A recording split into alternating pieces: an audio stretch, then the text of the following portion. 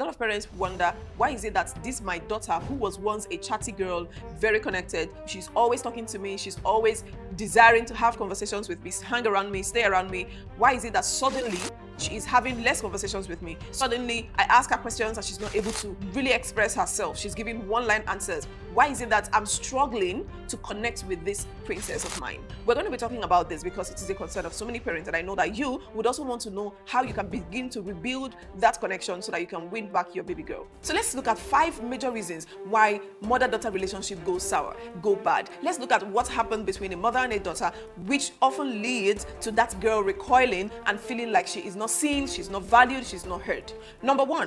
So the first thing you want to know is that your daughter is not insane. She didn't just suddenly decide that, you know what, I'm not talking to my mom again. I'm going to distance myself from her. She didn't do that. Something happened, a moment, a period, a situation, a pattern that started, and that made her to think that staying on her own, recoiling, is the best protection that she can give herself, or is the best survival mechanism that she can use for her life.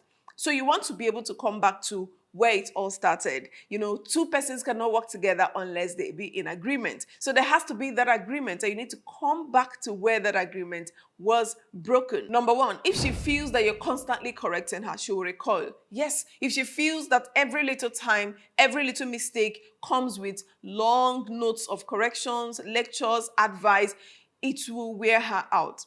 Is advice bad? No, you should advise your daughter. But if that is what happens every single time, then she's going to feel like she's being judged. She's going to feel like she's a problem in this relationship, and the best way to handle herself as the problem is to withdraw. Number 2, fear of being misunderstood or mocked. If she feels that you dismiss any of her thoughts, if you dismiss her feelings, if you minimize her feelings, if you spiritualize everything that she tells you, she tells you, oh, mom, I had this dream, or daddy, I'm feeling this way, and you go, oh, that's a spiritual signal. This must be this. Okay, let's go on 7 days fasting. And you spiritualize every single thing. You don't even recognize that, okay, some things can be an emotional issue that just a warm hug can sort out. Looking into her eyes and reassuring her can sort out. Everything doesn't have to be prayer and fasting and casting demons. But if you spiritualize everything and minimize her feelings and dismiss it with a wave of hand and just say something like, don't worry, it's nothing, don't worry, oh, just overthinking it, she will feel like then there's no point bringing things to you because she already knows what your response will be. Number 3, if you are emotionally absent. A lot of parents are physically present but emotionally absent. So there's no way to connect. There's no way to get into the world of their daughters. And so they feel disconnected from you. And it's only normal for them not to have certain conversations with you if they feel emotionally disconnected. So you want to have that connection. You want to have that deep-rooted expression of your love and care to them as often as possible. So there are times that she might want to have conversations with you and you're tired, you're distracted, you have more things to do. Instead of giving her half attention, it is best to say, okay, so dear, can we talk about this thing next time? I am not in the best frame of mind for this conversation. That actually serves better than trying to listen to her halfway while scrolling through your phone or while doing other things, because she's going to feel like, I don't deserve my mom's 100% attention. And because of that, next time when she thinks about bringing conversations to you, she'll just dismiss it and be like, okay, you know what? She's busy, by the way. She's tired. She has other things that need more of her attention, and there's no point bringing mine to her.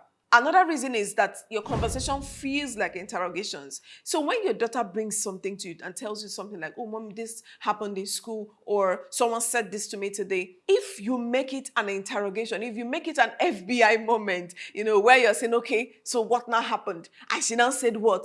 So what did you now do in that situation? If you make it an interview, then she's going to feel like it is not safe to talk to you about certain things. But if you open up, if you allow her to express herself, if you ask follow-up questions, if you get really keen about what she's sharing, get really interested in what it is that she's saying, then she will be spurred to do more, to say more, to share more. And then you have the best of opportunity to guide her, to encourage and show her your love and support.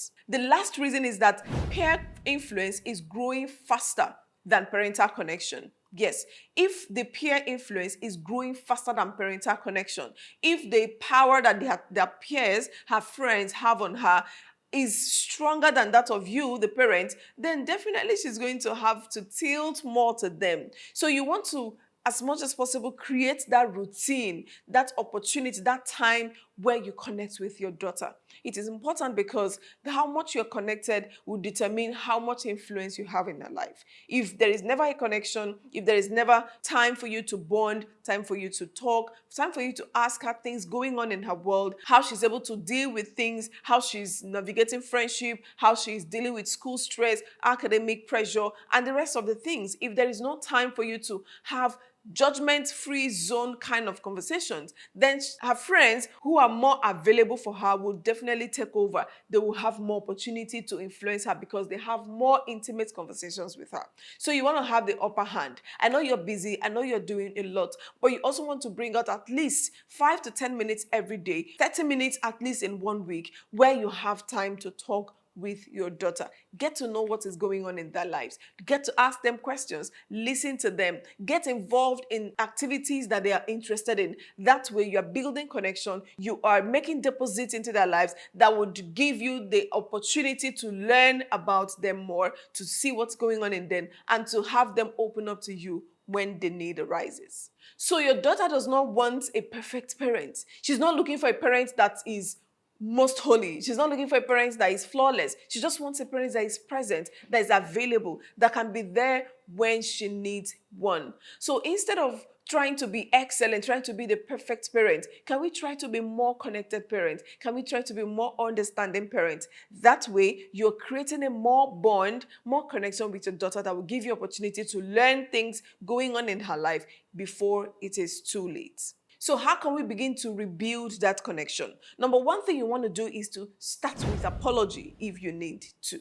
Yes, start with apology if you need to. Sometimes we've gone so far with the typical African way of raising children, the typical disciplinary way of raising children in Africa. So it looks like it is only the children that can apologize to the parent. Whereas anybody can be wrong. You could be the one that is wrong today. You could do something. You could be the one making the mistakes, accusing her the wrong way, or misunderstanding her intentions, or just not giving her enough opportunity to share, to talk. So you want to start with apology. If there is something that you've done and didn't go down well and you know you are the one at fault, apologize and share with her. Let her know that you're making effort, you're trying your best to be the better parents that you wish to be.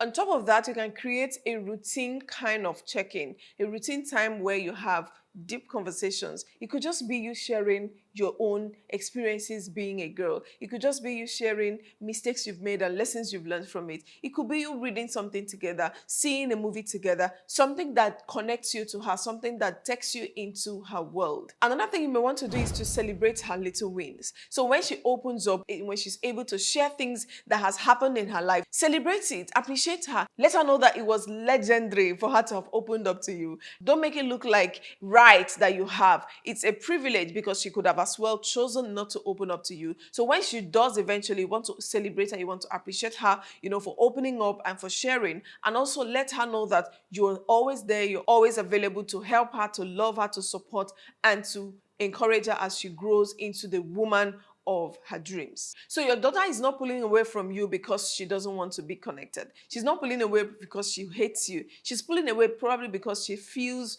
that she's not being understood. She feels she's not valued, she's not heard, she's not appreciated. So if you can close in on these gaps, you're going to have a daughter who is super connected, a daughter who looks forward to having conversations with you, a daughter who loves, appreciates, and actually shows it in her attitude and in a day-to-day life with you. So one intentional step can actually open the door of communication, can actually open the door of deeper connection with your daughter. And that is what I wish for you today as you apply these steps that I've shared with you today. Would you like to know more? Would you like to learn more of how you can stay more connected, how you can raise the daughter of your dream, how you can be that parent that you've always dreamt of? Then you're welcome to join our community. Thank you for staying with me to the end of this video. I hope you've learned something. Make sure to share this video with a parent you know that is raising a daughter.